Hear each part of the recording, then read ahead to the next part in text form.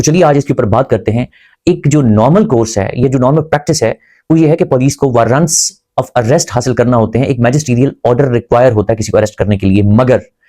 C R P سی criminal procedure code کی section 54, 55 and 109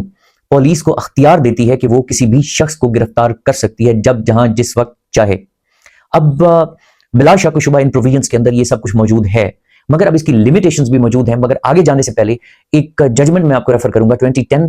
MLD 271 اللہ رکھی versus SHO. یہ میرے فیوریٹ آنریبل جج کی یہ ججمنٹ ہے, مسٹر جسٹس علی نواز چوہان. یہ 2005 میں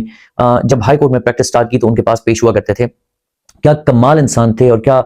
زبردست قسم کے ایک اپ رائٹ جج تھے. تو ان کی یہ ججمنٹ بہت مشہور ہے اور یہ اسی بات کو ڈیل کرتی ہے کہ کیا پولیس کے پاس یہ اختیار اگر موجود ہے تو کس طرح. اس کے اوپر ان کی جو ججمنٹ کی ورڈنگ ہے اس کے اندر یہ لکھا ہوا ہے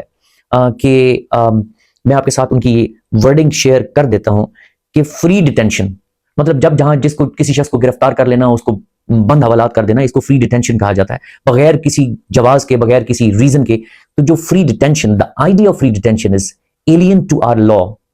but it is prevalent and infamous practice of our police. مطلب یہ کہ یہ ہمارے قانون میں تو یہ بالکل اجنبی ہے, یہ ایلین آئیڈیا ہے کہ آپ کسی کو گرفتار جب جہاں جس وقت چاہیں کر سکتے ہیں, مگر یہ پریکٹس پاکستان میں موجود ہے. اب اسی بات کو آگے بڑھاتے ہوئے آنریبل جج نے ڈسکشن کی اسکوپ آف 54 CRPC کے اوپر کہ وہ کہاں کس حد تک اختیار دیتا ہے. تو اس کو بیان کرتے ہوئے آنریبل جج نے یہ آبزرو کیا کہ چونکہ جو ورڈنگ ہے اس پروویژن آف لا کی وہ بڑی واضح ہے کہ ایک تو آپ کو کریڈیبل انفارمیشن چاہیے, دوسرا آپ کو ریزنیبل سسپیشن چاہیے. آپ کسی بھی شخص کو ایک ٹینجیبل ایویڈنس کے بغیر گرفتار نہیں کر سکتے جب تک آپ کے پاس ایک مٹیریل اور مناسب جواز موجود نہ ہو, اور وہ تمام سرکمسٹانسز آپ کو اسپیل آؤٹ کرنا پڑیں گے کہ کون سی ارجنسی تھی, کیا ہو رہا تھا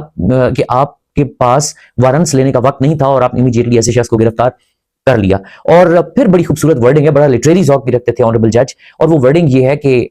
when law ends tyranny begins. مطلب لا اینڈ ہونے کا مطلب یہ کہ جب رول آف لا نہ ہو, جب قانون کی حکمرانی نہ ہو, جب آربیٹریری اریسٹ ہوں اور